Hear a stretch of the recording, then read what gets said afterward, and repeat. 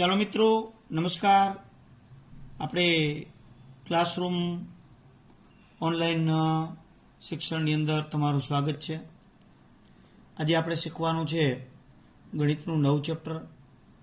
ગઈકાલે એટલે કે આના પહેલાના લેક્ચરમાં આપણે વિજ્ઞાનનું ચેપ્ટર નંબર 1 રાસાયણિક પ્રક્રિયાઓ પૂર્ણ કર્યું. દરેક મુદ્દાઓ બરાબર ધ્યાનપૂર્વક સમજાણા હશે, તમને તૈયાર કર્યા હશે. આપેલા દરેક પ્રશ્નો પણ તૈયાર કર્યા હશે. જેવું આપણે ટ્યુશન ચાલુ થશે એટલે તરત જ એ પ્રકારની ટેસ્ટ લેવામાં આવશે.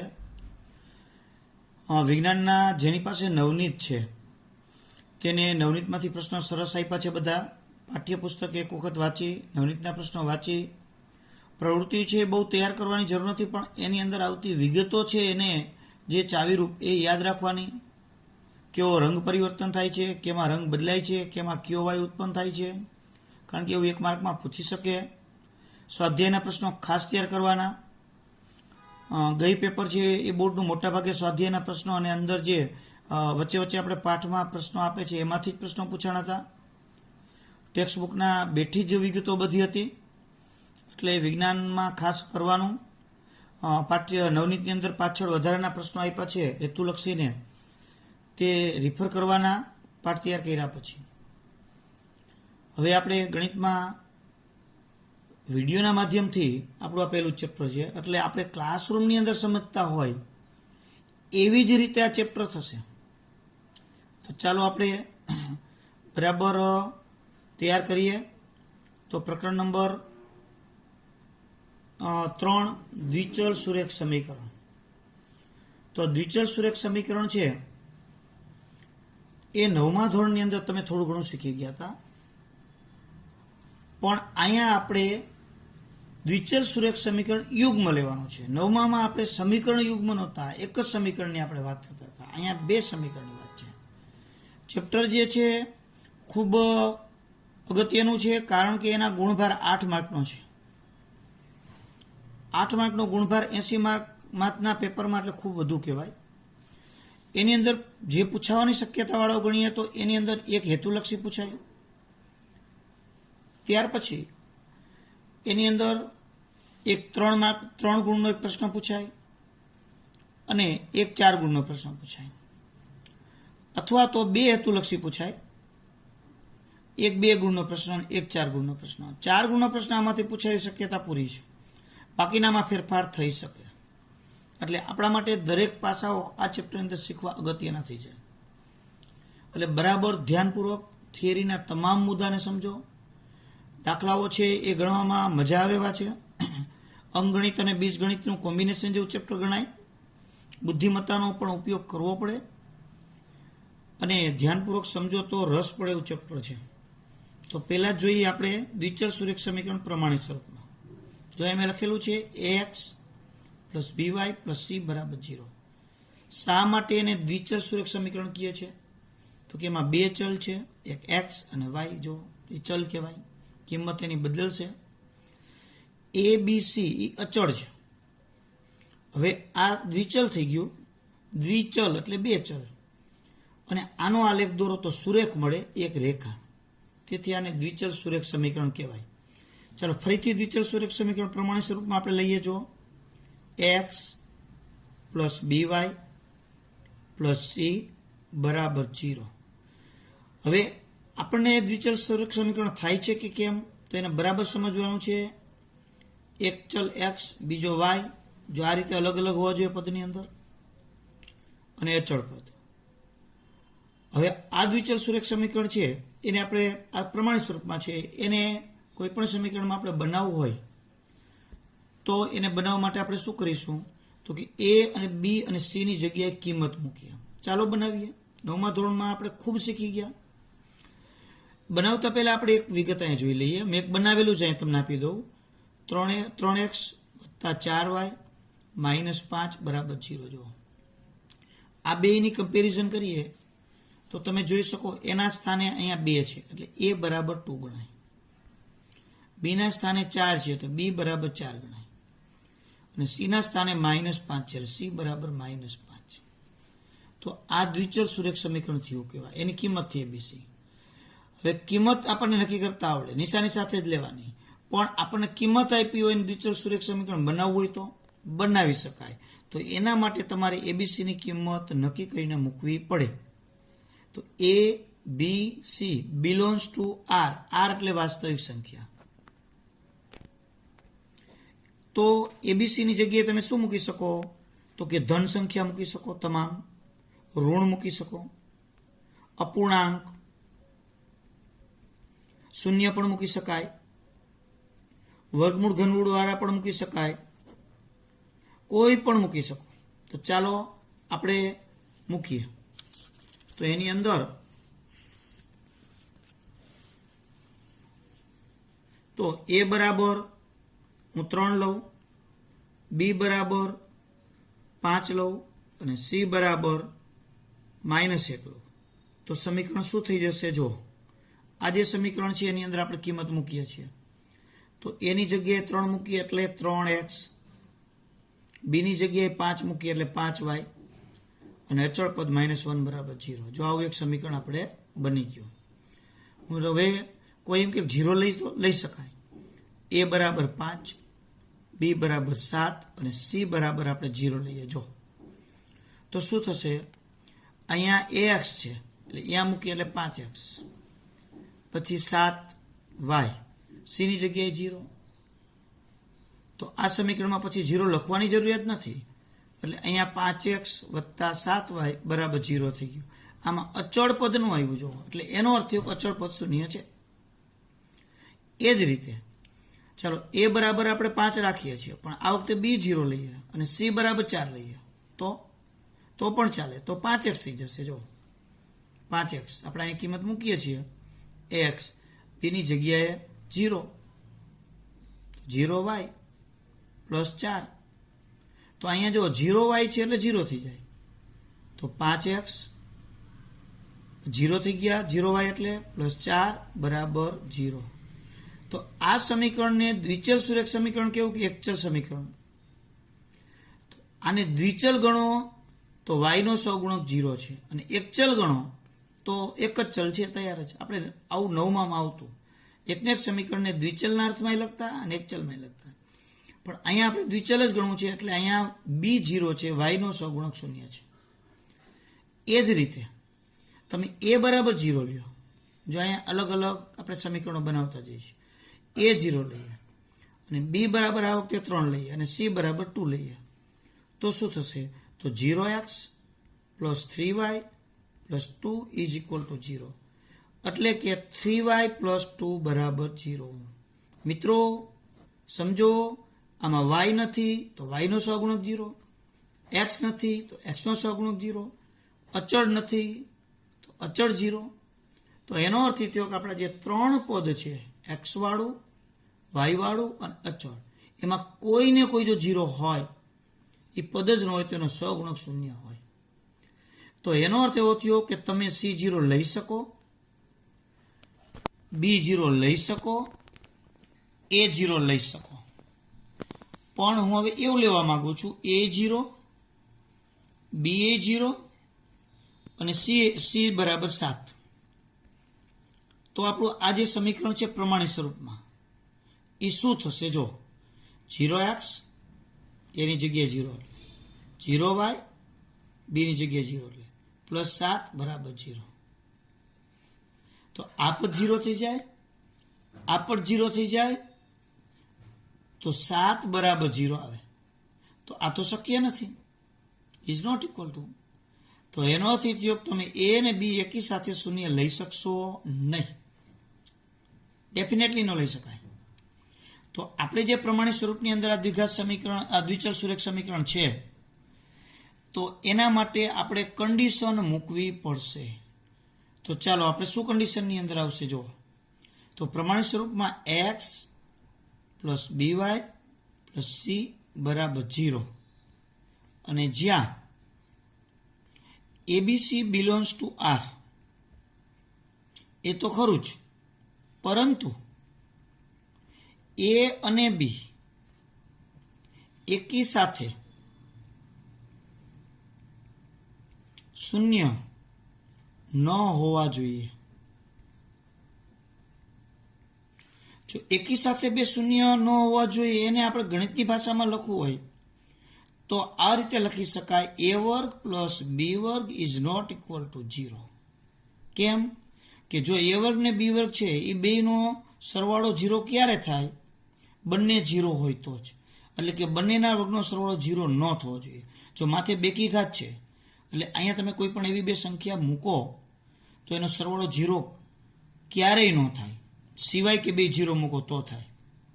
જો તમારે સરવાળો 0 ન થાય તો એનું તો બેમાં 0 નથી, એકમાં 0 હોઈ શકે. અહીંયા 0 મૂકો ને 1 મૂકો, બરાબર?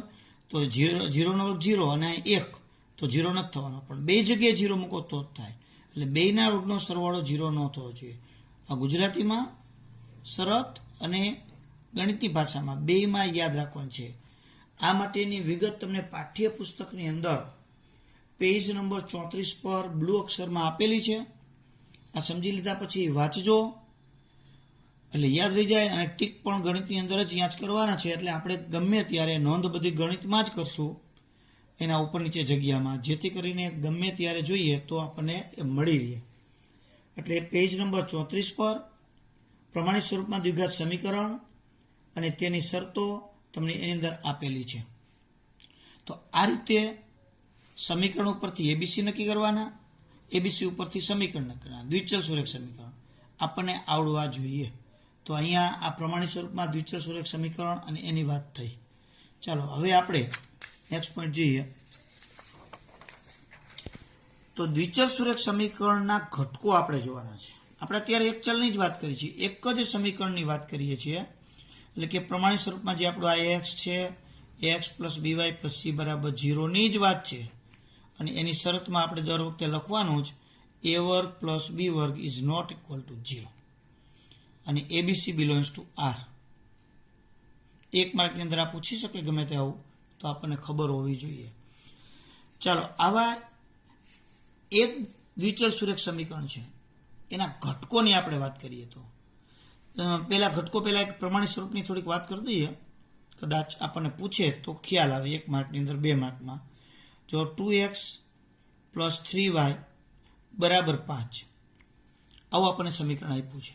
હવે આને પ્રમાણિત સ્વરૂપમાં લખવું હોય તો એને પ્રમાણિત સ્વરૂપમાં લખવું હોય તો પહેલાં x વાળું પદ જ હોવું જોઈએ, પછી y વાળું જ હોવું જોઈએ, પછી અચળ પદ, પણ એ તો 5 આ બાજુ છે તો એને આ બાજુ લાવીએ એટલે માઇનસ બરાબર 0. બીજું ઉદાહરણ લઈએ.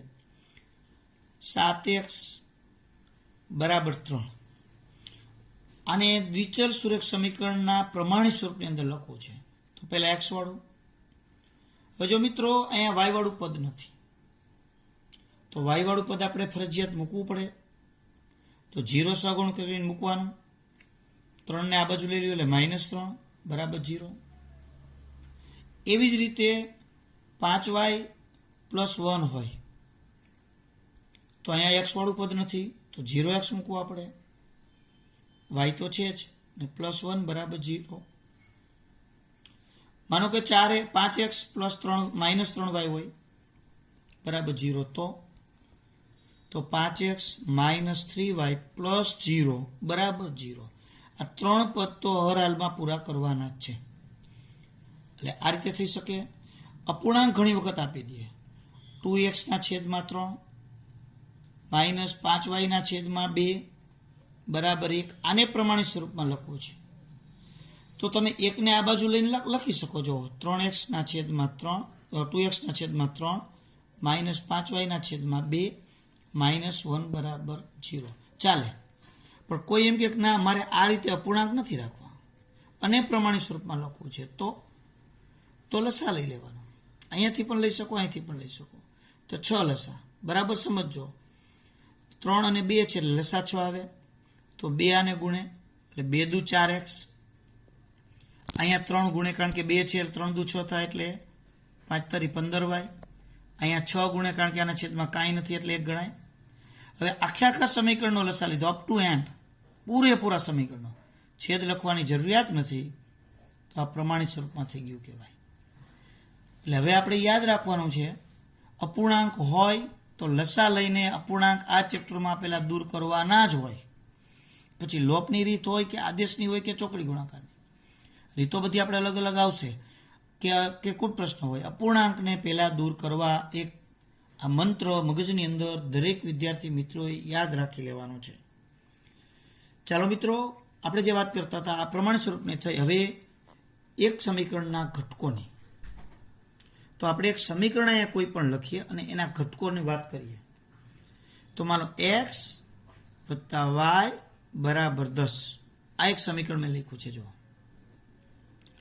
તો 9મા ધોરણની અંદર આપણે આમાં ઘટકો પહેલા મેળવતા. આપણે એમ કહેતા 3 ઘટકો, 5 ઘટકો, 10 ઘટકો મેળવી શકાય. તમે અહીં જોઈ શકો, એક્સની જગ્યાએ કિંમત પસંદ કરો તો y મળે, અથવા વાયની પસંદ કરો તો x મળે.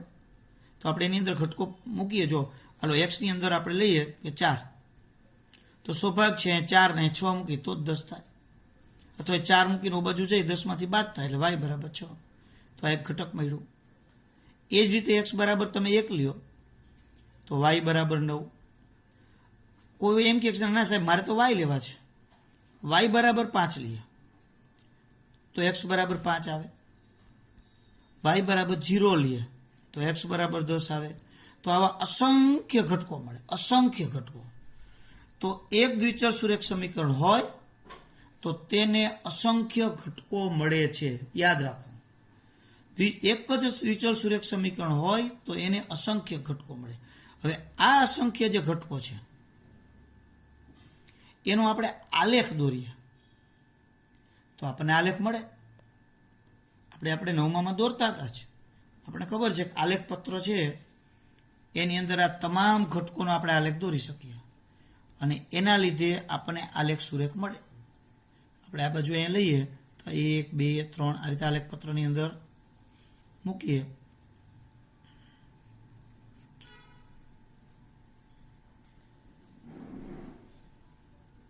ચાલો, આ આપણું એક સામાન્ય આલેખ પત્ર તૈયાર થઈ ગયું. આલેખના દાખલા પરીક્ષાની અંદર આમાં પૂછી શકે, પણ 9માં જે આપણે આવતા હતા એ જ ટાઈપના છે, એટલે એમાં આપણને ન આવડે એવું નથી, આવડી જ જાય. ચાનું આપણે નિરૂપણ કરીએ. 6, 4 અને 6, તો અહીં 4 અને આ બાજુ અહીં 6, એટલે એ બિંદુ અહીંયા આવશે. ત્યાર પછી 1 અને 9 નો સમય જવા દો, 5 ને 5 એ સમય જાય તો 5 અને 5 એ બિંદુ અહીંયા આવશે. હવે આમાંથી પસાર થતી રેખા દોરી નાખીએ એટલે આપણો આલેખ તૈયાર થઈ ગયો. તો આ એક સીધી રેખા આપણને આલેખ મળે છે, એટલે જ આને સુરેખ કહેવામાં આવે છે. એટલે આ દ્વિચલ, બે ચલ અને સુરેખ સમીકરણ કહેવાય. દ્વિચલ સુરેખ સમીકરણ પ્રમાણિત સ્વરૂપમાં આપણે જોયું હતું, એની એક વિગત પણ જોઈ લઈએ તમને. જોકે આમ બહુ ખ્યાલ જ આવી જાય તમને કે ક્યારે ન હોઈ શકે.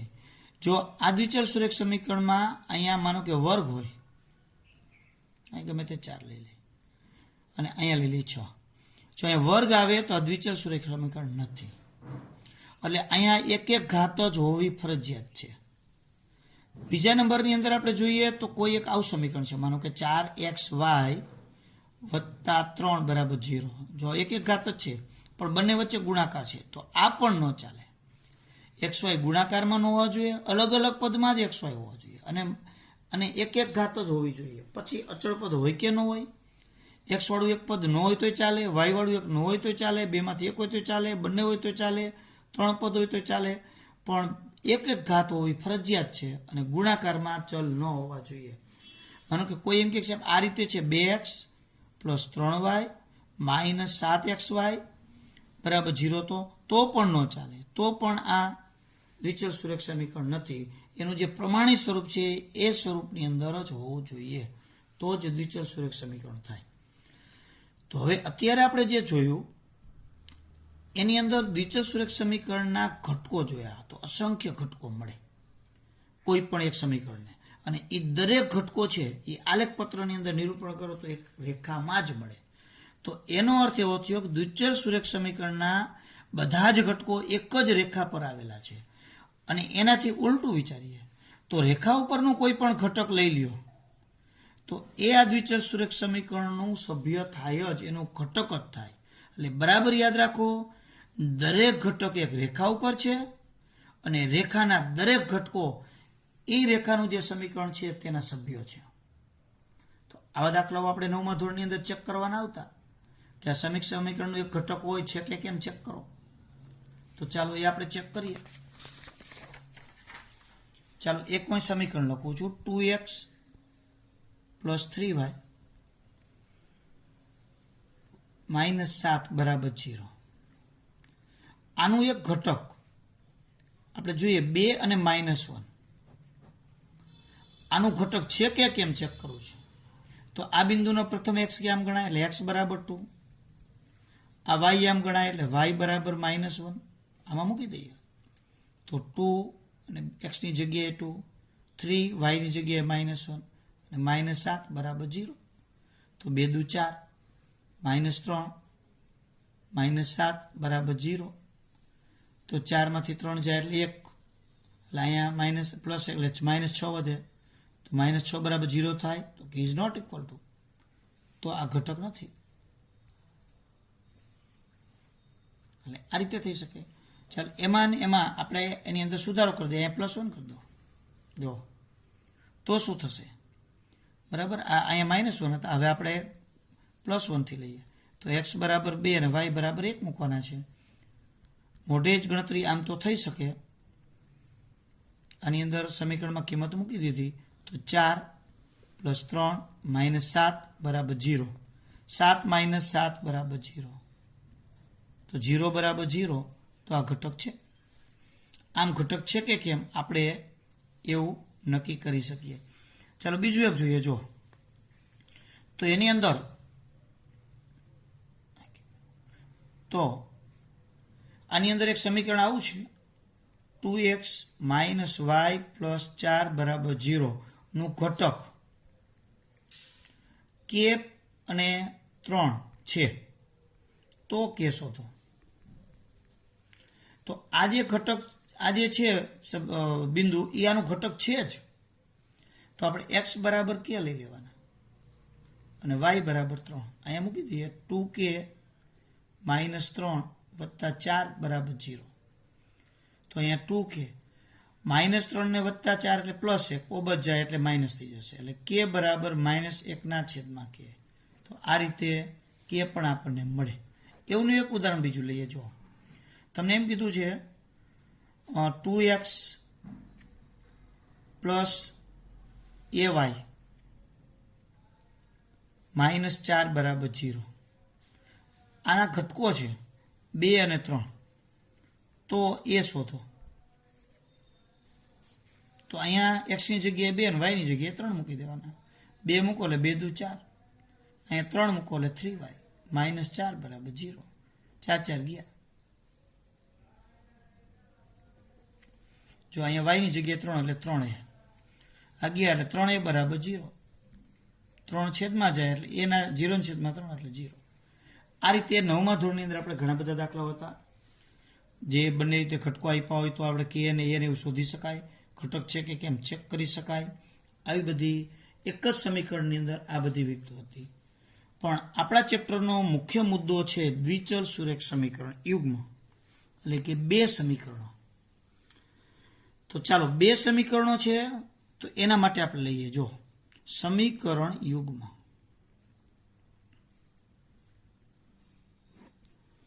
તો આપણે સમીકરણ યુગ્મની અંદર એક આ રીતે આપણે લઈએ છીએ, ax + by + c બરાબર 0.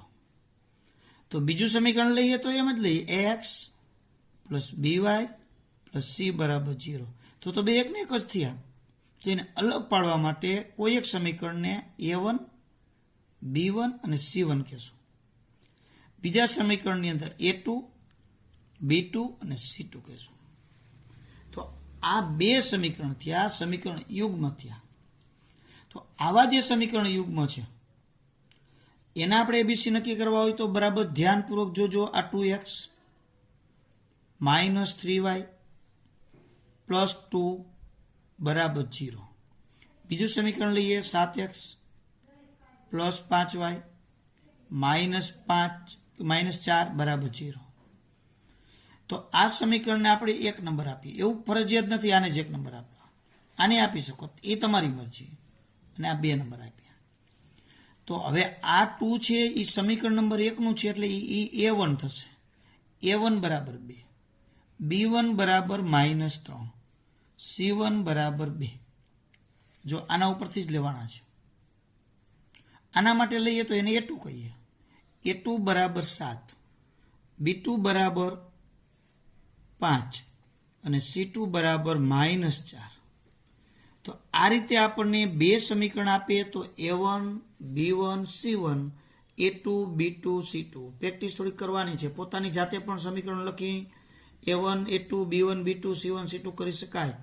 હજી પણ એક આપણે ઉદાહરણ લઈ લઈએ. ખાસ અગત્યનું છે, મહત્વનું છે. આના ઉપર ઘણા બધા મુદ્દાઓ આધારિત છે. તો અહીંયા હું લખું 5x -y +3 બરાબર 0, 4x +2y -7 બરાબર 0.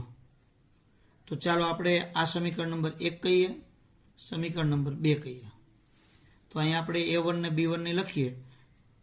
દરેકે પોતાના મનની અંદર નક્કી જ કરેલું હોવું જોઈએ. મારી સાથે જ A1 કેટલા 5, B1 કેટલા તો કે -1. જો અહીંયા કાંઈ નથી તો -1 ગણાય જ. C1 કેટલા તો કે 3. મિત્રો મનમાં વિચારવું સાચું પડે છે ને. તો અહીંયા A2 બીજા સમીકરણમાં 4, B2 2 અને C2 -7. દરેકને A1 B1 C1 A2 B2 C2 નક્કી કરતા આવડી જ ગયા હશે. બરાબર. હજુ એક ઉદાહરણ આપું, જો બરાબર ધ્યાનપૂર્વક જો. વિચારવાનું છે, આ ફરજિયાત આવડવું જોઈએ. x/2 -3y +2/5 બરાબર 0. પછી બીજું છે 4x -3 બરાબર 0. જોજો આ વખતે તો પહેલાને પ્રમાણિત સ્વરૂપમાં આપણે ફેરવી જ નાખવાના. પૂર્ણાંક છે, લસા લઈ લે. આખા સમીકરણનો લસાવાનો અપ ટુ એન્ડ પૂરેપૂરો. અહીંયા 2, અહીંયા કાંઈ નથી તો 1 ગણાય 5, એટલે 10 લસા. તો 2 છે તો 5 દુ 10 કરવા માટે અહીંયા 5 નીચે ગુણે તો ઉપર ગુણે, એટલે બે જગ્યાએ 5 ગુણવા પડે એટલે 5x થાય. અહીંયા 1 છે એટલે 10 ગુણે એટલે 30 થાય. અહીંયા 5 છે એટલે 2 ગુણે એટલે 4 થાય બરાબર 0. અહીંયા 4x, પછી અહીંયા 4x, પછી અહીંયા y વાળું પદ નથી તો 0y ગણાય. જો -3 બરાબર 0. તો હવે અહીંયા તમે જુઓ A1 કેટલા થઈ ગયા 5, B1 કેટલા થયા -30, C1 કેટલા થયા 4, A2 કેટલા થયા અહીંયા જો 4, B2 કેટલા થયા 0, C2 કેટલા થયા -3.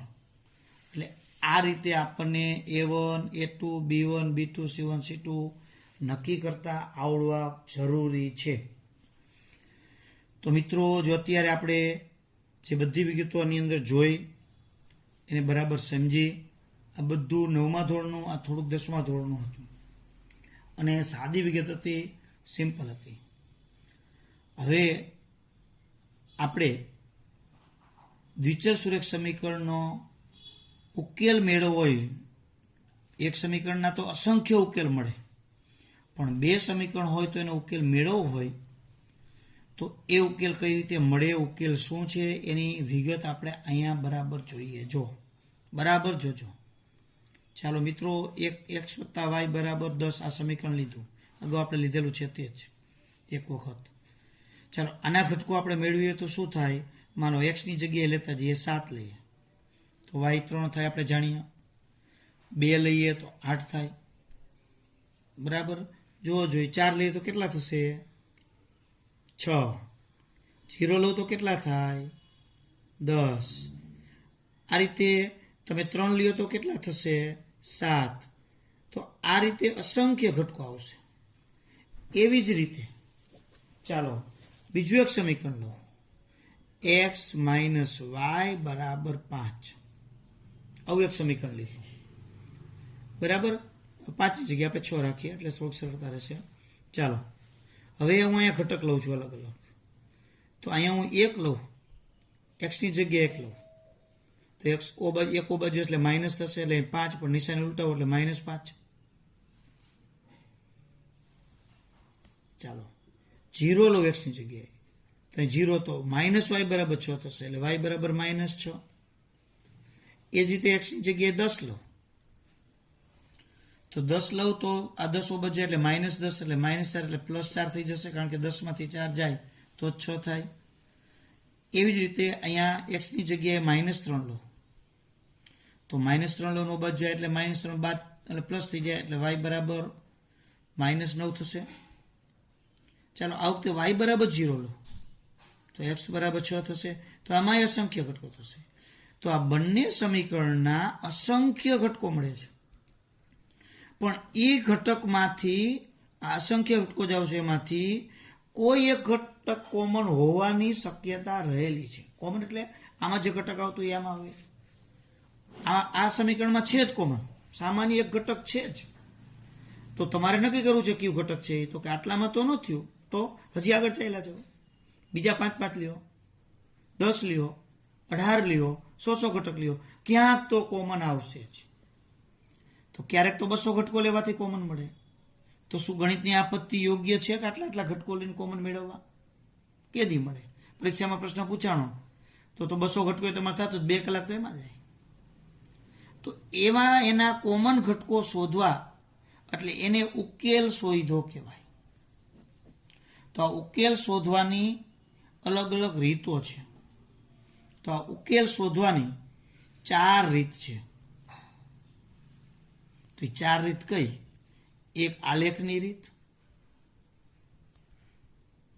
બીજી આદેશની રીત, ત્રીજી લોપની રીત, અને ચોથી ચોકડી ગુણાકારની રીત. એને ક્રેમરની રીત પણ કહેવાય. તો આ 4 રીત આપણે શીખવાની છે. આ 4 રીત શીખવાની અને કુલ પ્રશ્નો આપેલા હોય એમાંથી સમીકરણ બનાવી અને આ રીતથી ઉકેલવાના, એટલે આપણું ચેપ્ટર પૂર્ણ થાય. પણ આટલી બાબતોમાં ઘણી બધી વિવિધતાઓ છે, ઘણી બધી વિગતો એની અંદર આવે. ચાલો આ બધા ઘટકો લીધા છે આપણે અહીંયા. તો એમાંથી આલેખ ઉપરથી એ કેવી રીતે શોધી શકાય, એટલે અત્યારે આપણે આલેખની રીત નથી લેવાની, પણ એમાંથી સમજવું છે. તો એનો જે આપણે અગાઉ આપણે આલેખપત્ર આપણે દોરેલો હતો જ, બરાબર. આ ઘટકોનું હવે નિરૂપણ આપણે કરીએ એની અંદર, બરાબર. અને આમાં આપણે જોઈ લઈએ કેવી રીતે થાય છે તે. ચાલો એની અંદર આપણે નિરૂપણ કરીએ. તો એક 7 અને 3. તો આની આલેખપત્ર કદાચ નાનો પડશે, તો બીજું એક 2 સમીકરણો આમાં લઈ લઈએ અને આમાં ઉકેલીએ. ચાલો એક સમીકરણ લઈએ x + y બરાબર 5, અને બીજું લઈએ x - y બરાબર 3. તો આના ઘટકો આપણે લઈએ અને ઉકેલીએ. તો ચાલો આનો હું 2 ઘટક જ લઉં ખાલી. x ની જગ્યાએ 2 લઉં, તો 2 બાજુ જાય એટલે 5 માંથી 2 જાય એટલે 3. અને બીજો ઘટક એક લઈ લઉં, x બરાબર અહીંયા 4 લઉં, તો y બરાબર 1 આવશે. આમાં એક લઈ લઉં, x બરાબર 0 લઉં, તો y બરાબર -3 થશે. અને x બરાબર 5 લઉં, તો y બરાબર 2 થશે. તો ચાલો આનું નિરૂપણ કરીએ. 2 અને 3, તો અહીંયા 2 અને 3 એટલે અહીંયા બિંદુ આવશે. 4 અને 1, તો આ 4 અને 1 અહીંયા બિંદુ આવશે. 9મા ધોરણમાં જેને બરાબર વધારે પ્રેક્ટિસ આલેખની કરી છે એને સરળતાથી તરત ખ્યાલ આવી જાય. આ એક સમીકરણનો આલેખ થયો. બીજા સમીકરણનો આલેખ લો તો 0 અને -3, તો x ઉપર 0, y ઉપર -3 અહીંયા બિંદુ આવશે. 5 અને 2, x ઉપર 5 અને y ઉપર 2, એ બિંદુ અહીંયા આવશે. જો તો આનો હું આલેખ દોરું. તો અહીં જોઈ શકો કે આ બંનેના આલેખ આ બિંદુએ છેદે છે. તો જે બિંદુમાં છેદતા હોય એ બિંદુના યામ નક્કી કરો. એક્સ અક્ષ ઉપર પહેલા આમ લંબ દોરો એટલે આનો એક્સ યામ થયો 4. પછી વાય ઉપર લંબ દોરો એટલે એનો વાય યામ થયો 1. તો 4 અને 1 છે એ બંનેનું ઘટક હોય જ. જો તમે મૂકી શકો 4 અહીંયા મૂકો તો 4 + 1 એટલે 5. અહીંયા 4 મૂકો, 4 માંથી 1 જાય એટલે 3. તો એનો અર્થ થયો કે આ એનો ઉકેલ થયો કહેવાય. તો એનો અર્થ એ થયો કે બે સમીકરણો છે એ બંને સમીકરણોના એક જ આલેખ પત્ર પર તમે આલેખ દોરો તો તમને બે રેખા મળે. અને આ બે રેખાઓ જે મળે છે એ બંને રેખાઓ કેવો સંબંધ ધરાવે એના ઉપર કેટલા ઉકેલ મળે છે તે નક્કી થાય. જો અહીંયા આપણે આટલામાં જોઈ લઈએ. જોઈએ માનો કે તમે આલેખ પત્ર આવો છે, બરાબર. આ આલેખ પત્રમાં તમે બે સમીકરણ, કોઈ પણ બે સમીકરણ લઈ લ્યો. માનો કે આવા બે સમીકરણ આપણે જનરલ લઈ લઈએ. a1x b1y c1 = 0. પછી અહીંયા ગમે તે તમે મૂકો. a2x b2y c2 = 0 એટલે બે સમીકરણો થયા. હવે આના બે રેખા દોરો તો બે રેખા વચ્ચે સંબંધ શું હોય? તો કે કા બંને રેખાઓ છે એક બિંદુમાં છેદે. એક આવું બની શકે. કા બંને રેખાઓ છે એકબીજાને સમાંતર મળે.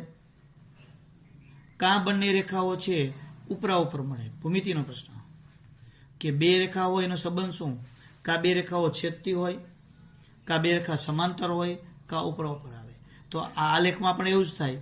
બે સમીકરણનો આલેખ દોરો, કા બે છેદે, કા બે સમાંતર, કા બે ઉપરા ઉપર આવે. એ ત્રણ પરિસ્થિતિ સિવાયની ચોથી પરિસ્થિતિ આવે જ નહીં.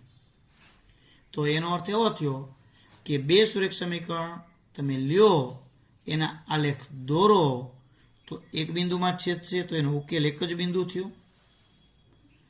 કાં ન છેદે તો ઉકેલ ન મળે, કાં પછી બંનેના અનંત ઉકેલ મળે. અનંત ઉકેલ એટલે કાં બંને સમીકરણના ઘટકો લ્યો તો એમાંથી એક જ ઘટક કોમન હોય, કાં એક પણ ઘટક કોમન ન હોય, કાં અસંખ્ય ઘટકો કોમન હોય. તો બરાબર ધ્યાનપૂર્વક ફરીથી થોડીક વિગત જોઈ લ્યો કે બે સુરેખ સમીકરણો હોય તો કે બે સુરેખ સમીકરણ એટલે કે આપણે દ્વિચલ જ ગણવાના. બે સુરેખ સમીકરણ છે તો એનાથી મળતા આલેખ વિશે શું કહી શકાય? એક તો બંને બે રેખાઓ એક જ બિંદુમાં છેદે.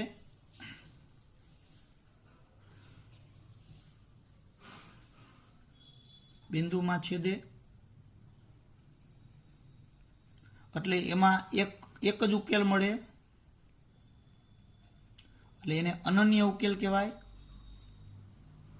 અનન્ય એટલે એક અને માત્ર એક. બીજું કે બે રેખાઓ છે છેદતી નથી, બે રેખા બિલકુલ છેદતી નથી, બે રેખા છેદતી નથી એટલે કે સમાંતર છે.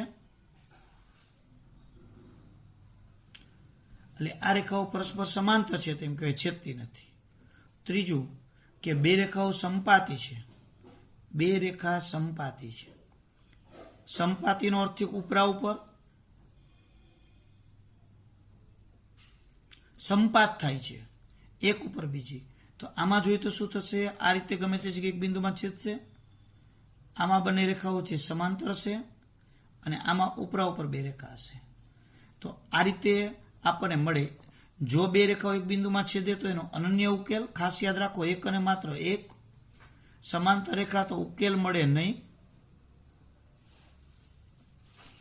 એટલે કે એનો ઉકેલ ન મળે. ખાલી ગણ, ઉકેલમાં ખાલી ગણ.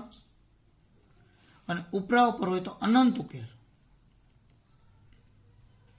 પણ આવું આપણે ક્યારે કહી શકીએ? આલેખ દોરીને. પણ પરીક્ષામાં 1 માર્કમાં પૂછાય કે 2 માર્કમાં પૂછાય, આલેખ દોરવાનો ન કીધો હોય અને આવી બધી વિગત આપણે નક્કી કરવી હોય તો આલેખ દોર્યા વિના પણ નક્કી કરી શકાય છે. તો એના માટેની બાબતો છે એ આપણે યાદ રાખવી પડે. ક્યારે કઈ સ્થિતિની અંદર શું થાય? આલેખ દોરીને તો આપણે જોઈ જ શકીએ, નો ડાઉટ, પણ આલેખ દોર્યા વિના પણ આપણને આ વસ્તુ આવડવી જોઈએ. અને યાદ રાખો, જો બે દ્વિચલ સુરેખ સમીકરણ હોય, ફરીથી કહી દઉં તમને, બે દ્વિચલ સુરેખ સમીકરણ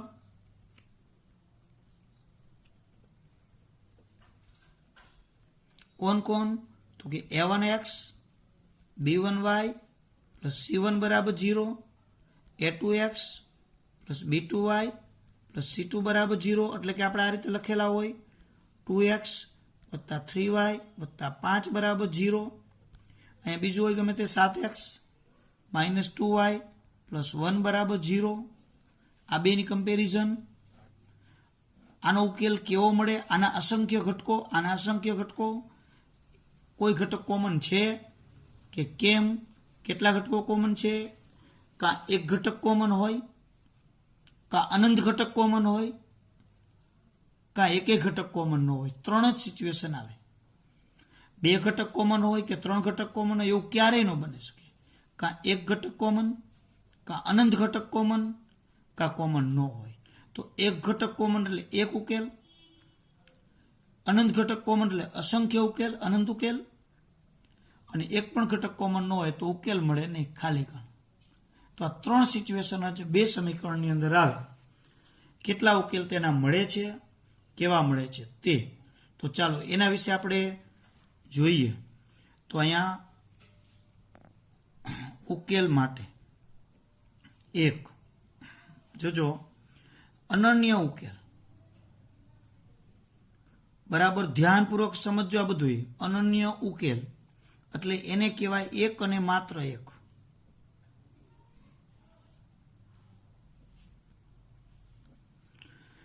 તો એક અને માત્ર એક ઉકેલ. તો આવા અનન્ય ઉકેલ ક્યારે મળે? ક્યારે આપણે કહી શકીએ કે આને અનન્ય ઉકેલ છે એવું આપણે ક્યારે કહી શકીએ? તો બરાબર જુઓ, આપણને બે સમીકરણ કોઈ પણ આપી દીધા હોય, એક આ સમીકરણ છે અને બીજું આ સમીકરણ છે, a2x b2y પ્લસ c2 બરાબર 0. તો આ બંને સમીકરણો આવા આપ્યા છે. તો એનીમાં જો આનો a1 નક્કી કરો, આનો a2 નક્કી કરો, એ બંનેનો ગુણોત્તર લ્યો. એ જ રીતે આનો b1 નક્કી કરો, આનો b2 નક્કી કરો, એ બેનો ગુણોત્તર લ્યો. અને સમાન ન હોય તો અનન્ય ઉકેલ. હવે આની તમે ચોકડી ગુણાકાર કરી શકો. તો a1 b2 is not equal two a2 b1 થાય તો પણ ચાલે. અને આ બાજુ લઈ લ્યો તો a1 b2, જો સંખ્યા ઉલટી સોટી થઈ ગઈ, a1 b2 minus a2 b1 is not equal to 0. તો અનન્ય ઉકેલ થયા કહેવાય. આમાં અનન્ય ઉકેલ જ મળે. જો આ રીતે સમીકરણમાં થતું હોય તો અનન્ય ઉકેલ. અને તમે એનો આલેખ દોરો, તો એનો આલેખ તમે દોરશો એટલે એ આ એક્સ અક્ષ ને વાય અક્ષ, તો બંને એક બિંદુમાં છેદે જ એ ફાઇનલ. આ રીતે ફરજિયાત થાય. દાખલા તરીકે ઉદાહરણ લઈ લઈએ. જોજો અહીંયા 2x પ્લસ 3y પ્લસ 1 બરાબર 0 છે. બરાબર એ જ રીતે અહીંયા 3x પ્લસ 5y માઇનસ 2 બરાબર 0 છે.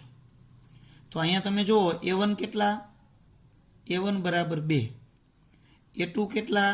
3, b1 કેટલા? 3 અને b2 કેટલા? 5. તો અહીંયા મૂકો તમે a1 ના છેદમાં a2 અને b1 ના છેદમાં b2, આમાં કિંમત મૂકો. તો અહીંયા તમે જોઈ શકો છો 2 ના છેદમાં 3 અને 3 ના છેદમાં 5 બે સમાન છે? ના, ઇઝ નોટ ઇક્વલ ટુ. બરાબર. તો અનન્ય ઉકેલ તો એક જ ઉકેલ. એટલે આ રીતે અનન્ય ઉકેલ છે કે કેમ તે આપણે નક્કી કરી શકીએ.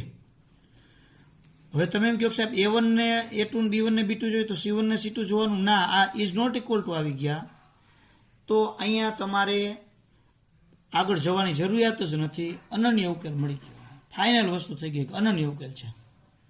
એટલે આપણને અનન્ય ઉકેલ છે કે કેમ ચેક કરતા આવડવો જોઈએ. અનન્ય ઉકેલ થયો એટલે એક બિંદુમાં છેદે. એટલે અહીંયા ઉકેલ મળે છે. જો ઉકેલ મળતો હોય તો આ સમીકરણો છે નો સુસંગત કહેવાય. તો તમને ક્યારેક પરીક્ષામાં પૂછે સમીકરણો સુસંગત છે કે કેમ ચેક કરો, તો આ ચેક કરી લેવાનું. ઇઝ નોટ ઇક્વલ ટુ થવું જોઈએ. બરાબર સમજજો, યાદ રાખજો. થોડું શીખો પણ વ્યવસ્થિત શીખો. આપણને શરૂઆતમાં આ બરાબર ધ્યાનપૂર્વક શીખવાનું છે. એટલે ઇઝ નોટ ઇક્વલ ટુ અહીંયા થાય એટલે સુસંગત જ સમીકરણ થાય, બીજું કશું જ ન થાય અને એનો અનન્ય ઉકેલ મળે. આલેખ દોરો તો એક બિંદુમાં છેદે છેદે છેદે. ચાલો બીજું જોઈએ. ઉકેલ અહીંયા આપણને મળી ગયો છે, ઉકેલ ન મળે એટલે કે ખાલી ગણ. એટલે કે માનો કે આ સમીકરણ આપણે છે જ. હવે એની અંદર જો તમે લ્યો તો a1 ના છેદમાં a2 અને b1 ના છેદમાં b2 એ થાય, પણ c1 ના છેદમાં c2 ન થાય. જો બેના x ના સહગુણક ને y ના સહગુણકનો ગુણોત્તર સરખો થાય, પણ અચળ પદનો ગુણોત્તર એના જેટલો ન થાય, તો અનન્ય ઉકેલ, તો એનો ઉકેલ છે એ ન મળે. આમનું આપ્યું અથવા તમે જો અહીં ગુણાકારથી પણ જોઈ શકો કે પેલા આ બેનો ગુણાકાર કરો તો a1 b2 બરાબર a2 b1 થાય. જો અહીંયા નહોતું થતું, અહીંયા થાય. પરંતુ આ બે સાથે અને આની સાથે એટલે આ a વાળા અને c વાળા લ્યો તો a1 c2 is not equal two b1 c2 અને a1 c2 is not equal two a2 c1 અને b1 c2 is not equal two b2 c1 થાય. આમ થાય તો પણ એનો અનન્ય ઉકેલ છે એ ખાલી ગણ મળે, ઉકેલ મળે નહીં. પણ આ વસ્તુ ખાસ યાદ રાખવાની છે. આમાંથી તો આ બનાવી શકાય. હવે આનો તમે આલેખ દોરવા જાઓ તો આલેખ દોરો તો બંને સમાંતર રેખા મળે. જો સમાંતર રેખા મળે તો બેમાં એકેય બિંદુ કોમન આવવાનું નથી. તેથી આ અનન્ય, આની અંદર ઉકેલ મળે નહીં, ઉકેલ ખાલી ગણ થાય. ઉદાહરણ તરીકે આપણે જોઈએ, જો એક 2/x પ્લસ 5y માઇનસ 1 બરાબર 0, 4x 2x plus 5y minus 1 બરાબર 0, 4x પ્લસ 10y પ્લસ 7 બરાબર 0. તો અહીંયા જોઈ શકો કે a1 ના છેદમાં a2 બરાબર b1 ના છેદમાં b2 આપણે કિંમત મૂકીએ. જો તો શું થશે? a1 ની જગ્યાએ 2, a2 ની જગ્યાએ 4, b1 ની જગ્યાએ 5 અને b2 ની જગ્યાએ 10. તમે છેદ ઉડાડો તો અહીંયા 1 ના છેદમાં 2 અને 5 દુ 10, 1 ના છેદમાં 2, તો 1 ના છેદમાં 2 અને 1 ના છેદમાં 2 એ સમાન થયું. પણ જેવા તમે અહીંયા c1 ના છેદમાં c2 મૂકશો તો જો અહીંયા માઇનસ 1 ના છેદમાં 7, તો ઇઝ નોટ ઇક્વલ ટુ થયા. તો એનો અર્થ એ થયો કે આ બે તો થાય છે પણ c1 ના છેદમાં c2 થતા નથી. તેથી એનો ઉકેલ મળે નહીં. એટલે ઉકેલ ખાલી ગણ. અને ઉકેલ ખાલી ગણ મળે તો સમીકરણો અસંગત છે.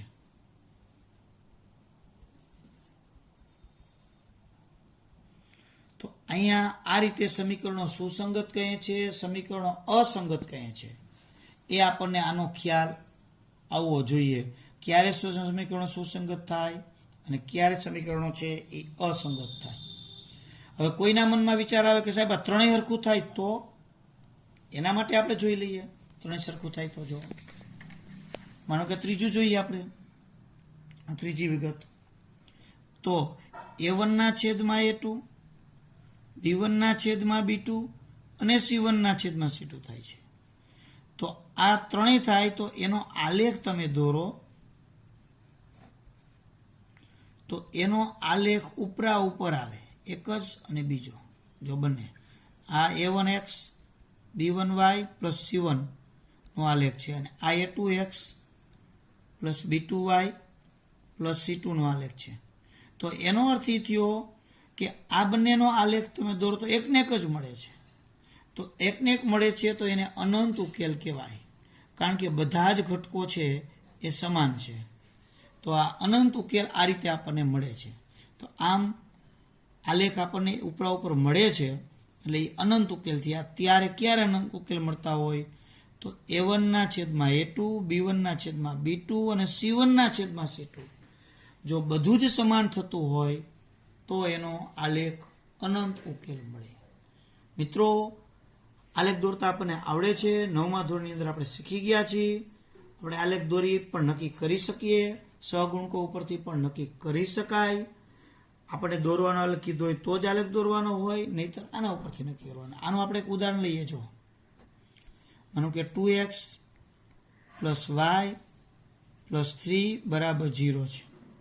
બીજું લઈએ તો 4x + 2y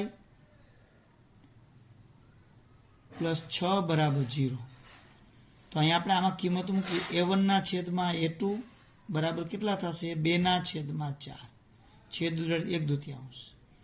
B1 છેદમાં B2 તો 1 છેદમાં 2 અને C1 છેદમાં C2 તો 3 છેદમાં 6, છેદ ઉડાડો એટલે 1 છેદમાં 2. તો બધામાં જુઓ 1/2 આવ્યા. તો તેથી એનો અર્થ એ થયો A1 છેદમાં A2, B1 છેદમાં B2 અને C1 છેદમાં C2 છે. તો એનો અર્થ એ થયો કે આ આપણને મળે છે તો આપણે કહી શકીએ કે એને ઉપરા ઉપર આલેખ મળે એટલે અનંત ઉકેલ હોય. અનંત તો અનંત ઉકેલ મળે છે ને તો સમીકરણ સુસંગત કહેવાય. હવે આપણે ત્રણેય કન્ડિશન છે એને આલેખની અંદર જોઈએ તો રેખામાં તો એકમાં છેદતી રેખા હતી એટલે એને છેદતી રેખા કહેવાય. બીજામાં સમાંતર હતી એટલે સમાંતર રેખા કહેવાય. અને ત્રીજામાં ઉપરા ઉપર હતી એટલે એને સંપાતી કહેવાય. તો છેદતી રેખા હોય તો એક બિંદુ એક ઉકેલ, સમાંતર હોય તો ઉકેલ ન મળે અને એને સંપાતી કહેવાય. તો આ જે છે એ સુસંગત કહેવાય. આ છે એ અસંગત કહેવાય અથવા સુસંગત નથી. અને આ પણ સુસંગત છે. પણ આ સુસંગત છે પણ સંપાતી નથી અને સુસંગત ને સંપાતી છે. તો આ રીતે આપણે ક્યારે સુસંગત થાય, ક્યારે અસંગત થાય અને ક્યારે સંપાતી ન થાય, આલેખ કેને કેવો મળે એની વિગતો અહીંયા તમને જો પેજ નંબર 38 પર અહીંયા આપ્યું છે. જે દ્વિચલ સુરેખ સમીકરણને એક પણ ઉકેલ ન હોય તેવું સમીકરણ યુગમાં સુસંગત નથી તેમ કહેવાય. જે દ્વિચલ સુરેખ સમીકરણનો ઉકેલ હોય તેવું સમીકરણ યુગમાં સુસંગત છે તેમ કહેવાય. જે દ્વિચલ સુરેખ સમીકરણ યુગના બંને સમીકરણો સમાન હોય અને અનંત ઉકેલ એટલે કે અનંત ભિન્ન ઉકેલ હોય તો આવા સમીકરણો છે એ અવલંબી સમીકરણો પણ કહેવાય. જો અવલંબી અને સંપાતી બે એક જ. અને જે સમીકરણો અવલંબી હોય તો સુસંગત તો હોય જ, કારણ કે એમાં ઉકેલ તો એક મળે જ છે. અનંત ઉકેલમાં ઉકેલ તો મળ્યો જ. એની વિગત પણ સમજાવી છે. જો રેખાઓ એક જ બિંદુમાં છેદી શકે આ સ્થિતિમાં સમીકરણની જોડને એક અનન્ય ઉકેલ હોય તે સુસંગત સમીકરણ કહેવાય. સમાંતર સ્થિતિમાં હોય તો ઉકેલ નથી તો સમીકરણ યુગમાં સુસંગત નથી. સંપાતી રેખાઓ સંપાતી છે તો આ સ્થિતિમાં અનંત ઉકેલ તો સુસંગત સમીકરણ અને અવલંબી સમીકરણ પણ કહેવાય. બરાબર ક્લિયર થઈ જશે. અહીંયા તમને ઉદાહરણો પણ આપ્યા છે, જાતે ચકાસી જુઓ. A1 છેદમાં A2, B1 છેદમાં B2 અને C1 છેદમાં C2 મૂકો તો રેખાઓ છેદતી મળે. ત્યાર પછી આની અંદર છે બધી જ A1 છેદમાં A2, B1 છેદમાં B2, C1 છેદમાં થાય છે એટલે રેખાઓ સંપાતી છે. આમાં ફક્ત બે જ થાય, સંપાતી નથી. જો એની કોઠાની અંદર પણ વિગતો તમને આપી છે. બે સમીકરણો આપ્યા એને ચકાસ્યા. જો સમાન આ બે નથી થતા, છેદતી રેખા માત્ર એક ઉકેલ, અનન્ય એક ઉકેલ છે એટલે અહીંયા સુસંગત સમીકરણ લખવું હોય તો લખી નાખવાનું. આની અંદર છે અનંત ઉકેલ, સુસંગત ને સંપાતી છે. સમાંતર રેખા અહીંયા જુઓ તો ઉકેલ ન મળે, અસંગત અથવા સુસંગત નથી. ઉપરના કોઠાની વિગત અહીંયા તમને સમજાવી છે. જો અહીંયા આ કેવી રીતે કહી શકાય તે બધી વિગત અહીંયા લખ્યું તો લખી નાખવાનું કે સુસંગત છે ખાસ યાદ રાખજો, એક ઉકેલ એટલે સુસંગત. પછી અહીંયા સંપાતી રેખા હોય તો આ સંપાતી રેખા છે એ અહીંયા સંપાતી અથવા અવલંબી સમીકરણ, અનંત ઉકેલ. અને આ સમાંતર ત્રીજામાં જે કોઠાની વિગતો છે, આ કોઠાની વિગત એને અહીંયા તમને વિવરણથી સમજાવ્યું છે આ જ વસ્તુ. તો હવે મિત્રો સુસંગત છે કે કેમ એની આપણને તુલના કરતાં આપણને આવડવું જોઈએ. સંપાતી છે કે કેમ એ પણ એને આપણને નક્કી કરતાં આપણને આવડવું જોઈએ. તો એવા સુસંગત છે કે કેમ એના ઉપરથી આપણે તુલના કરવા માટે સ્વાધ્યાય 3.2 એની અંદર તમને તુલના કરી નક્કી કરવાનો દાખલો બીજો આપ્યો છે. જુઓ, બીજો દાખલો છે, ત્રીજો પણ દાખલો છે, એની અંદર પણ જે જ વસ્તુ નક્કી કરવાની છે. અને સુસંગત નથી તે અહીંયા જો બીજો, ત્રીજો, પછી ચોથાની અંદર એને ભૌમિતિક રીતે ઉકેલ શોધવાનો છે, એટલે આલેખ દોરવાનો છે. તો હું પીડીએફની અંદર તમને આવા બધા ઉદાહરણો છે એ વોટ્સએપની અંદર મોકલીશ પીડીએફમાં કરીને, અને સાથે સાથે હોમવર્ક પણ મોકલીશ. હવે પીડીએફમાં સમજાવવાનું વિવરણ નહીં આવે, ફક્ત ને ફક્ત દાખલાઓ આવશે, અને એ ઉદાહરણના 3-4 દાખલા ગણેલા હશે, અને બીજી પ્રેક્ટિસ હશે. તો એ તમારે નક્કી કરવાનું છે. નાલંદાના વિદ્યાર્થીઓ છે, સ્કૂલમાંથી પણ એને આ વસ્તુ આવશે. તો એને આ સમજી લીધા પછી જે પીડીએફ આવે એની અંદર તમને ઉદાહરણ ગણેલા હશે, અને પછી હોમવર્ક હશે એની અંદર એ ઉકેલવાનું છે. કાંઈ પણ પ્રશ્ન અને પ્રોબ્લેમ હોય તો વોટ્સએપ ઉપર મેસેજ કરીને અથવા ફોન કરીને પૂછી શકો. મોબાઈલ નંબર તમને ખબર જ છે, બરાબર, ફરીથી આપી દઉં: 99798 63 237, ચાકાસણિયા સર.